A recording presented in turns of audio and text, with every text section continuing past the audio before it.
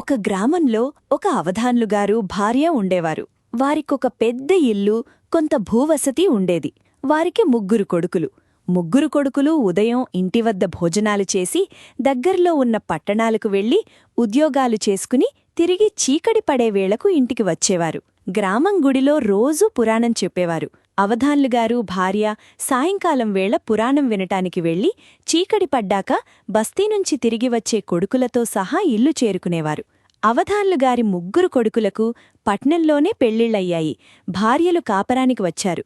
వాళ్లు ముగ్గురూ పట్నంలో పుట్టి పెరిగినవాళ్లు. వాళ్ల భర్తలు పట్నంలోనే ఉద్యోగాలు చేస్తున్నా వాళ్లు పల్లెటూరి జీవితం గడపవలసి వచ్చింది. ఇది వాళ్లకు నచ్చలేదు. సాయంత్రం పూట అత్తామామలు పురాణం వినటానికి వెళ్లి చీకటి పడ్డాక తమ భర్తలతో ఇంటికి తిరిగి వచ్చే మధ్యకాలంలో ఆ తోడికోడళ్ళు తమ కష్టసుఖాలు మాట్లాడుకునేందుకు బోలెడంత సావకాశం ఉండేది. ఈ దిక్కుమాలిన పల్లెటూళ్ళో ఏమీ తోచదు అన్నది పెద్ద కోడలు. అవునక్కా, ఈ ముసలాళ్ల మూలానే మన మొగుళ్ళు ఈ పల్లెటూరు వదలకుండా ఉన్నారు అన్నది రెండోది. మా ఆయన పట్నంలో ఉద్యోగం చేస్తున్నాడనే కదా నన్ను మా వాళ్ళిచ్చారు. పల్లెటూరి గబ్బిలాయిలాగే బతుకుతానని తెలిస్తే మా వాళ్లు నన్నిక్కడివ్వకనే పోదురు అన్నది మూడోది. మొగుళ్లను పోరి వాళ్లచేత బస్తీలో కాపరం పెట్టించటం సాధ్యమయ్యే పని కాదు. ఎందుకంటే అందుకు పెద్దవాళ్లు ఎంతమాత్రమూ ఒప్పుకోరు. కొడుకులేమో తల్లిదండ్రుల మాట జవదాటరు. ఆ మాటకొస్తే మనం మాత్రం ముసలాళ్ల మాట జవదాటుతున్నామా అన్నది ఒకతే. అందుకే మనం మరీ అలుసైపోయాం అన్నది మరొకటి. వాళ్లు చెప్పిన పని మనం చేయకపోతే ఏమవుతుంది అన్నది మూడోది.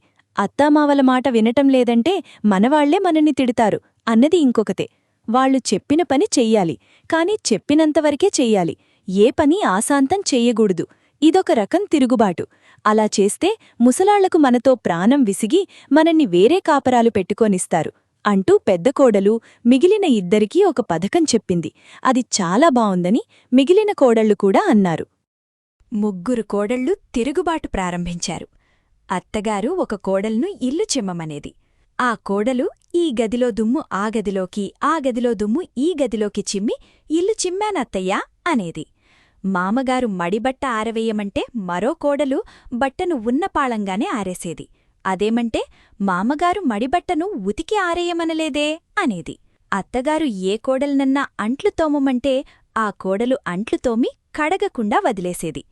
ఆ కోడళ్ల తిరుగుబాటు చాలా దాకా వెళ్ళింది. అత్తగారు మామగారికి అన్నం పెట్టమంటే విస్తట్లో అన్నం మాత్రమే పెట్టి కూర, పప్పు, పచ్చడి వేసేవాళ్లు కారు. పొయ్యిమీద నుంచి అన్నంగిన్నె దింపమంటే దింపి కట్టెలు ఆర్పేవాళ్లు కారు. పొయ్యిమీద ఏదన్నా మాడుతున్నదేమో చూడమంటే మాడేదానికేసి చూసి ఊరుకునేవారు. ముసలివాళ్లకు ఈ ప్రవర్తన చాలా బాధాకరంగా పరిణమించింది. వాళ్లు కోడళ్లను ఏమీ అనక కొడుకులతో చెప్పుకున్నారు. కొడుకులు అంతా విని మీరేమీ దిగులు పడకండి, వాళ్ల సంగతి మేం చూస్తాం అన్నారు. వాళ్లు ముగ్గురు తమలో తాము మాట్లాడుకున్నారు. వాళ్లు తమ తమ భార్యలను సంక్రాంతి పండగ రాబోతున్నది, ఏం కావాలి అనడిగారు. నాకు కంచిపట్టు చీరంటే ఎంతో ఇష్టం అన్నది పెద్ద కోడలు. నాకు బంగారు గాజులంటే తగని మోజు అన్నది రెండో కోడలు. నాకు చంద్రహారం మీద అమిత సరదా అన్నది మూడో కోడలు. ఇది జరిగాక ముగ్గురు కోడళ్ళు సంక్రాంతి పండగ కోసం ఆత్రంగా ఎదురుచూడసాగారు. మధ్య మధ్య వాళ్లకు అనుమానం వస్తూ ఉండేది. పెద్ద కోడలు తాను కోరిన కంచిపట్టు చీర ఏ రంగుదో చెప్పలేదు.